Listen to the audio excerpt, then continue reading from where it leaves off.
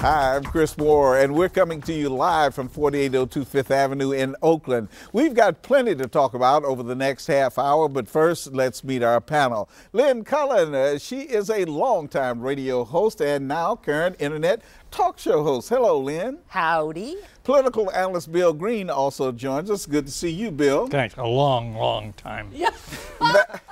Valerie McDonald Roberts is the Allegheny County real estate manager. She's stuck in the snow, but we'll get her here shortly. She just got in the door. And filling in tonight for Heather Heidelbaugh is Lenny McAllister, who has served as a Republican analyst, commentator on various national outlets, and is often described as a hip-hop Republican in the age of Obama. Lenny, welcome to the program. Thanks Glad for to having have me, you here, Chris. sir. All right, let's get started. Earlier today, a Pennsylvania judge ruled that the state's voter ID law is unconstitutional. Commonwealth Court Judge Bernard McGinley said the law, quote, unreasonably burdens the right to vote, end quote. The Corbett administration isn't saying yet whether it will appeal the ruling. Lynn, this has got to be a victory for those who thought that this was meant to quash voters' rights. Meant to quash? Yes. I believe the judge felt that that was the only possible explanation for this totally ridiculous, disingenuous law. But As people he make the argument that you got to have a driver's license to get on a plane, you got to have ID to do almost anything today. Supposedly the law was to correct a problem of people showing up to vote who in fact were not who they said they were. When asked long ago if the state could produce one such individual, one instance, they admitted, the state admits, well, it hasn't happened yet. So we need this law to take care of a problem that has never existed in the first place. This was a cynical effort to depress a certain group of voters who tend, elderly, minority, who tend to vote Democratic. And the Republicans were quite, I think, bald about that. I refer you to a certain, is it Senator Turzai? No, it's the Representative. Floor leader, whatever, who said, you know, this should give Pennsylvania to Romney in the last. No, his exact quote is, this provides an opportunity for Mitt to win Pennsylvania. That's the exact quote. I heard it this afternoon on audio. Really? Yes, really. Okay, well, It's provides just a fact, an Lynn. opportunity. And the judge was, it was a pretty blistering, I've not read the whole thing, a rather blistering ruling.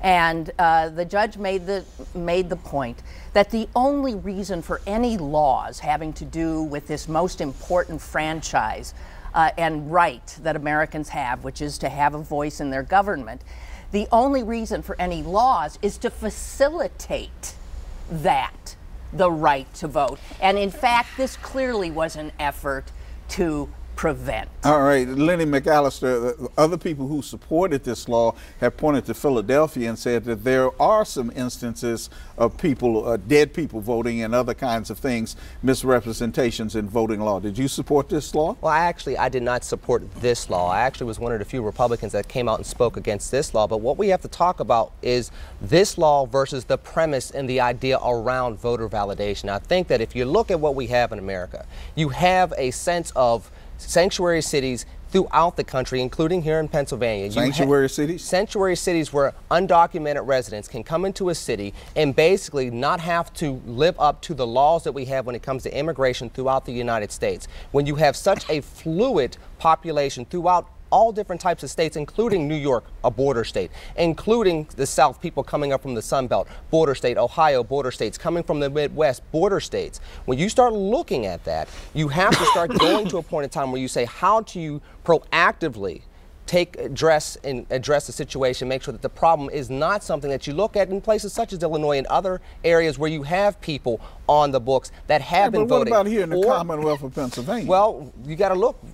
Our population has not been following the patterns of other cities such as the Sun Belt in Illinois. But as we start having jobs come back to Pennsylvania, as we start having people come back into the city, boomerangs like myself, you're going to start having problems that other cities have had to deal with for 10 to 15, 20 years. New York City, for example, actually put up a proposal not too long ago looking to allow undocumented residents to vote in their municipal elections. These are things that if you're going to be on the proactive side of this, you want to make sure that you validate the voting box, not necessarily lock people out of it. I just think that I would like to know that the person who is also voting is registered and is who he says he or she is.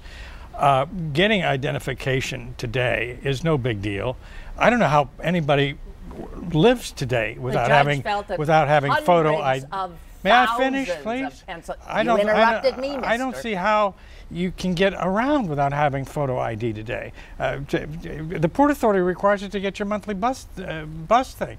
I mean, it makes no sense to me. And right after the election last year, 3 precincts in Philadelphia, 18,000 votes and change for Barack Obama, 0 for Mitt Romney. So I just wonder where the discrimination is truly coming from. I'm not sure that it's Republicans. I think it's everybody. The only reason people don't want ID... Would an ID law fix that, where a precinct goes heavily for one candidate? Sure. How? Because I think there were many people who weren't alive that voted. I think that many people duplicated and voted. Why didn't the attorneys produce that when it was in court? I don't know. Their own incompetence. No. You also have an attorney general who's not in support of this law. Listen, remember that. We have a governor who was an attorney general, and this guy Corbett has such a bad record already. Every time any of these laws go to court, the judiciary seems every time the Commonwealth comes through the door, they're going to be shown the door in short order. This is an embarrassment another embarrassment to Corbett, and I hope they don't waste more taxpayer dollars by kicking this up to the Supreme Court. Well, I think they'll kick it to the full Commonwealth Court to view on it. McGinley, Bernie McGinley, everybody knows Bernie. He's a good guy. I thought he was a little partisan in this ruling. I think he put that out there so that the whole court hears it. So I don't think that we're done with this yet. All right, we're going to watch it closely. Is the honeymoon over for Mayor Bill Peduto? Firefighters Union Chief Joe King appealing to Governor Tom Corbett to release the city from Act 47, which could limit the union's collective bargaining power as it heads into contract talks this year. Accuses the mayor of using Act 47 to retaliate against the firefighters for not endorsing him in the May primary. I heard Joe King on the radio today, and he was almost bellicose about this. Is this the usual union tactic, you think, Bill? It's the usual Joe King tactic. There's always a fight there. It's true the FOP and the firefighters did not endorse Peduto, but I think what Peduto did was right and proper. We need fiscal responsibility. This started with Tom Murphy. It's continued through the successive mayors. We need to bring our pension system in line, and that's why we're under Act 47. Until we get a portion of that paid properly, we can then expand. But until then, I think that the public service unions have got to take the hit while this is going on. It's not that they're not going to get a raise. It's not that they're not going to have negotiations. They're just not going to be to the egregious stand that Joe King and others want. This is posturing on the part of Mr. King, who's well known for posturing. Posturing. And it's just part, it's like a salvo in the upcoming negotiations, and accusing the new mayor of doing this simply to get at the firefighters is sort of like a little child who thinks the universe completely, everything that happens because of them. It's nonsense. But it's an interesting political play because Peduto comes in as the people's mayor. He comes in with a very populist tone, and now what do you have? You have a union coming after him saying that he's maybe not for the people as much as he says he is. It's going to be interesting to see what his administration, how they respond to this. Do they hide behind the, hey, we're going to take the fiscal responsibility approach, we're going to be prudent as we come into office? If he can play that well and still keep that populist tone, he'll be fine. But it's a very interesting play so far. Also this week, the mayor launched a 72-hour blitz on potholes, asked board members of the 10 authorities who were appointed by former mayors to resign, and issued an executive order banning elected officials from having their names placed on city property, such as vehicles and garbage cans. Stop laughing, Lynn. Is the honeymoon over, or are these the kinds of things? Mr. O'Connor did something like this with the potholes and that sort of thing that may enamor the voters to Mr. Peduto right now. If they do it right, I don't want to get too technical here, but if they're just putting hot patch in there, I agree. And you might as well put dollar bills in there. I agree. Because hot patch, as soon as the drainage gets in there, they'll get right under that hot patch, which is the pop it material, right out. and pop it right out. I would prefer you wait till spring, you square these off, right. you dig them deeper, you put some drainage to them, then you have a permanent replacement. This is just tossing. I'm not a professional engineer, but I know this stuff pretty well, and this is just the wrong way, to do it. See, Bill, you're fooling us because you're talking like somebody that has civic service in mind versus being a political analyst like you are. Let's be political analysts for a second. It's great optics. You go out there, the mayor gets in office and gets stuff done right away. And by the way, he's not going to play politics. He's going to take politicians' names off. By the time the cameras are gone, the pothole's back. But you know what? But then you can have another blitz. There you go. Are we talking about political optics, or are we talking about getting something done? I think we're all agreeing I think, about this. with Sophie Masloff, I got the wonderful. God bless Sophie. She's been cloned. You know, this is the 10th one. Yes, and she Let's said, have a new baseball stadium. She said, huh? That's one that you and I know Scratch about. my back with a hacksaw. Let me out of this one. But she said, remember what she did? Sophie's Choice, clean up the city. Yes. I was not sure about Sophie's Choice as being the thing. I thought that was a little. But she put those on all the street cleaners. And Pete Flaherty's was, for Pete's sake, keep it clean. I mean, there's nothing wrong with those slogans, really. You know what, though? But I think Peduto, I mean, look, this is all optics, I guess is the word. But who the hell? Oops, public. I forgot I'm on public. Okay. You haven't been watching PBS. You haven't been watching PBS lately. Yeah. It's a lot worse. Excuse me, I really am sorry. Who the heck wants their name on a trash can? On a garbage can. It's free advertising for a politician that doesn't have to run for a primary. I agree, but being the mayor should not give you the right to do a perennial campaign. This is only going to last as long as he's in office. The next mayor will do what, Bill? We'll do the same thing. Go to any city in America. Any city in America. Brought to you by Mayor Smith and blah, blah, blah. I mean, you know, what Bill's doing is fine. Look at many of those cities, by the way, too. Yeah, I mean, they're in bad shape. Yeah, there you go. But at least he didn't buy some $2,000 trash cans. Well, can I bring up a question that I've always had? When I first had to write out, I believe, a property tax check, and rather than it going to the county, I had to make it out to John Weinstein. Yeah, I don't know why that is. Why? That strikes me as absurd. What about John Weinstein using billboards on dogs and stuff like that? I mean, that's the same thing. If you're not writing a check to him, why do we do that? Because when you're voting, you can vote for John Weinstein. It's the same. You're reinforcing. You're reinforcing the name. In Harrisburg, a bill to allow the use of medical marijuana in Pennsylvania was filed in the state Senate. Similar bills have been announced and failed to advance in the past, but observers say this one, introduced by Democrat Dalen Leach and co-sponsored by Republican Mike Fomer, is a better chance of passage. You saying thank God, Bill? I'm saying, remember what I said? We ought to abandon the state liquor system, use the state stores to sell marijuana. There's a component in this bill is to set up a whole new system of stores and a control board and all this. It just sounds exactly like the LCB. It will pass in the Senate. It will not pass in the House, at least this cycle and this election year. I think the better chance is next year when there possibly might be a new governor that has a different view of this.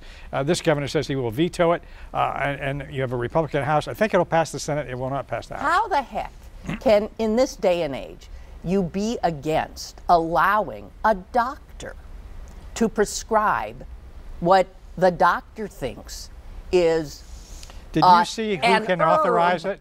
An herb that will alleviate pain, help glaucoma, help somebody with MS, help somebody with you know who can sign these things?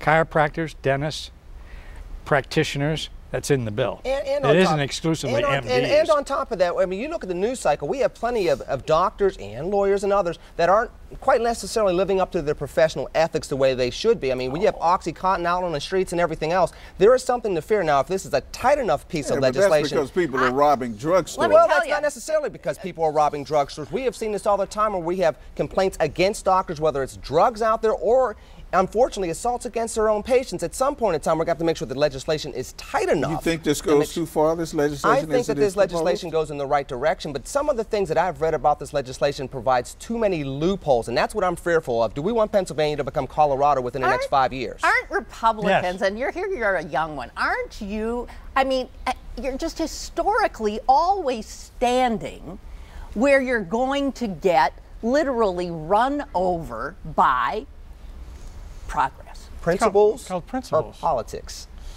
Politics has many cities throughout the United States looking well when it comes to Democrats running them, but not running well when it comes to running as cities. I'd rather have principles in place, and then you get the politics straight and get the cities back on track. Oh, I and see. that's an example of that. I see. So, all right. I think Colorado is the laboratory for this, and But I think that's a lot. recreational use. I'm Medical just saying. is, I think how many states have medical? 16, Something like 16 or I think 17. it's It's 16. hardly. It's not in the lab anymore. No, it's not. But I think happening. they're going to look at Colorado from a finance standpoint. Like, remember the income here. You have state legislators that are always looking for another income stream. It's going to be like gaming, you think? Well, gaming, Marcellus Shale. I mean, you could see this. They're talking about $200 million already in Colorado that they've already collected since January 1 in taxes. So this can be a lot of money for a state, and so I would not dismiss that out of hand. All right. In New Jersey, a special legislative panel investigating an apparent political payback scheme involving aides to Governor Chris Christie today issued 20 new subpoenas. This is not going to go away, is it, Lynn? No, it is definitely not going to go away. You've got more than one investigatory unit looking into this. All you need is one. I mean, he's built quite a house of cards here. All you need is one piece of evidence that shows that this governor knew something that he said he didn't know, and it's over. It's over. You mean his presidential aspirations? Well, definitely his presidential aspirations. And even so, why is everybody assuming, first of all, that he would get the Republican nomination? I can no more imagine a Republican convention populated by who I usually see on the floor of Republican conventions. Nominating him? Nominating Chris Christie. You could say the same thing about Mitt Romney, though. I mean, people did say the same thing about Mitt Romney, which is why you had Newt Gingrich and Herman Cain and Michelle Bachmann and Rick Perry and Rick Santorum and others. So you could say the same exact thing just 2 years ago. The bottom line is this: Chris Christie won a blue state twice. This was a very stupid move politically. You're ahead by double digits in this race. This was nothing more than a coronation for him to go up and give a major speech in late 2013 to begin his run for 2016. And either he allowed his aides or his aides didn't have the foresight to sit there and say, this simply isn't worth it. That may cost him in 2016. Either he's incompetent, he doesn't know what his inner circle is up to, and he's the one who judged them to be the right people to put in that job.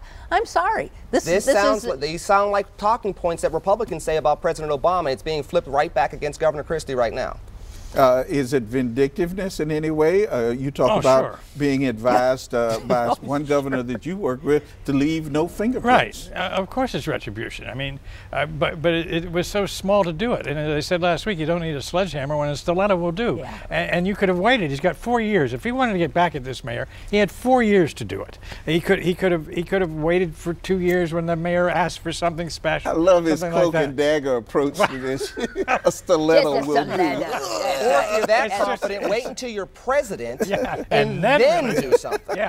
Yeah. Okay, the U.S. Coast Guard wants to allow barges to haul thousands of gallons of fracking wastewater on the nation's rivers. Right now, the wastewater is usually disposed of by truck or rail, which poses more risk for accidents than shipping by barge, according to a government report. But environmentalists aren't buying it, saying the chemicals in fracking waste are a tragedy in the making. It makes us think, Lenny, of West Virginia and what was going on with that coal chemical spill and how people in various communities there couldn't drink the water. You know, when this report came out, it seemed like a very good idea. Hey, we'll get it off the roadways until this past week. Now everybody's taking a step back because even with the latest report, they said, well, the tap water is okay for everybody to drink and use except for pregnant women. So that basically, to me, means it's still not okay for anybody to use. This report, as far as getting rid of this wastewater, is going to be a very tricky thing moving forward. Yes, it would be nice to get this off the roads, but as of right now, they need to take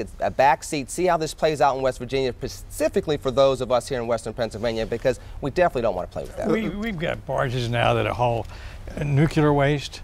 We have barges that haul medical waste. We have barges that now possibly haul fracking water.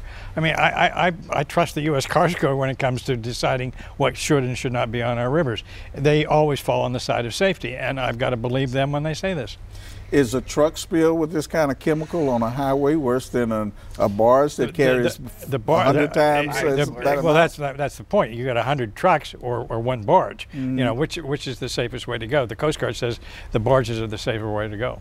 But the water, look, obviously we have a lot of things to transport from point A to point B that are extremely toxic. And I don't think any of us would necessarily sleep well at night if we, before we went to bed, thought of all the toxic chemicals going by on that train. You hear the whistle at night, and I always think that's such a nice sound. What if it's carrying rights? I mean, it's toxic, and it often is. And our infrastructure, as we know, is not exactly up to snuff. You're right. The Tribune Review not long ago did a report on Neville Island and how easy it was to access places there, and what would happen if a terrorist got on one of those tanks and blew that up. I think we've been very lucky. And what happened in West Virginia is, it's a tap on our shoulder. This could happen anywhere, probably. We don't know how many chemicals are being stored on our rivers where we get our water right now, what the state of those containers are. The idea of a barge full of something that would destroy the drinking water for God, I don't know. But as Bill made the point, we're already transporting radioactive waste and all kinds of other things. That's why I'm saying ignorance is bliss in this case, I guess. I mean, because what are we going to do? I don't know. Well, that's always the problem, is what do we do with the waste that we create? And you send it downriver. Well, yeah, but you know, it has to go somewhere. Remember the barge that sat for like a half a year off the garbage barge, because no one would take it. I mean, at some point, some community is not going to take it, and we have that problem particularly in nuclear because we're depending more and more on nuclear power, which creates nuclear waste that has to be dealt with. What do you think the moon is for?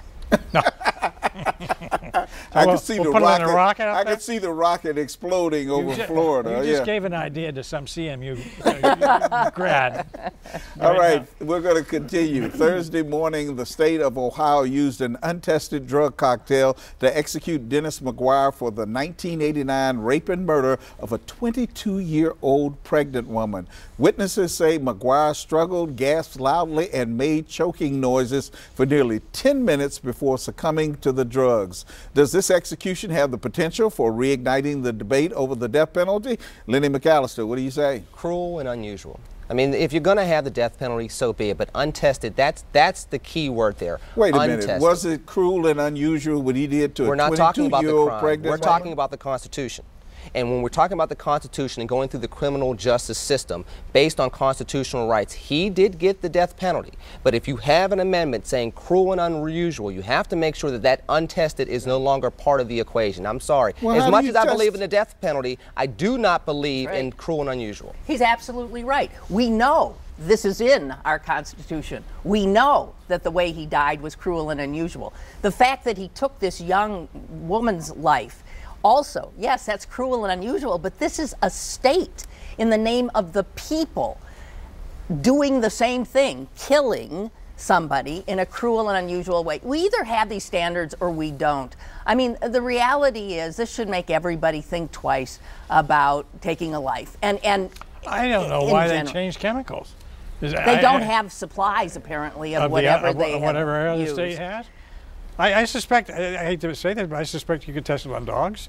You could test it on euthanasia. Animal lovers, please write Well, I'm Bill. just saying, No. you said, how do we test it? Yeah, how do we and test I'm it? saying, I don't know any other way than perhaps animals that are If very we sick. want to kill people, why don't you just put, Why don't we hang them? yeah, do. We have enough hey, ways. Do what the We North have enough ways. Do what the North Firing Koreans squad. do, right? Put them in Guillotine. a pen of hungry dogs. I mean, this is what happens when you Talk start. about cruel and unusual. Yeah, really. But this is what happens. To think that, okay, we're going to murder somebody humanely, as opposed. It's a whole argument. We've got to. Well, that's why we got rid of the gas chamber. That's why we got rid of the electric chair. We went to the injections as to be the least. Life without parole. Is too expensive for a taxpayer. All right, and we're just about out of time, but we do want to talk about in a dimly lit theater in Florida, a former police officer, Curtis Reeves, got into an argument with another man about texting in the theater. This officer, Bill, had a spotless record, but yet and still he got in an argument with a man who was texting the babysitter to see if everything was okay. Other people have stepped forward and said this guy threatened them too. But have you been to a movie theater lately when somebody is using a cell phone? Yeah, I 3 weeks ago, and it's not that they don't forewarn you. They say turn off your cell phones, don't text, don't do all that, or we're going to kick you out. I mean, that movie theater that I was at, I couldn't believe this when I read this story. I mean, this guy. Can you think of the it was number right in front of him, right? Yes. And he just shot him in the back. Can you think of the number of people who would still be alive if there was not such if they didn't have a gun on them, if they didn't have a gun accessible in their homes? In Florida. If this old guy had snapped but didn't have a gun on him, nobody would have died. He's ruined that family's lives. He's ruined his own family's lives. But we make guns so readily available that a moment that would otherwise just go It as wouldn't a necessarily bad. just go away. I mean, the bottom line is people kill people in all different types of ways. Guns really kill people. Guns do it faster and more efficiently, Yeah. but the truth of the matter is in a free society, people are still free to choose the thing. Still have to have a balance. You have to have sensible gun laws, but complete gun control that a lot of people talk about, well, we can always revisit that argument, but it's not quite the same as what you're saying. Do you think his defense of those Florida gun laws and stand your ground will work? He doesn't have a chance. Oh, they passed the no constitutional test. Okay.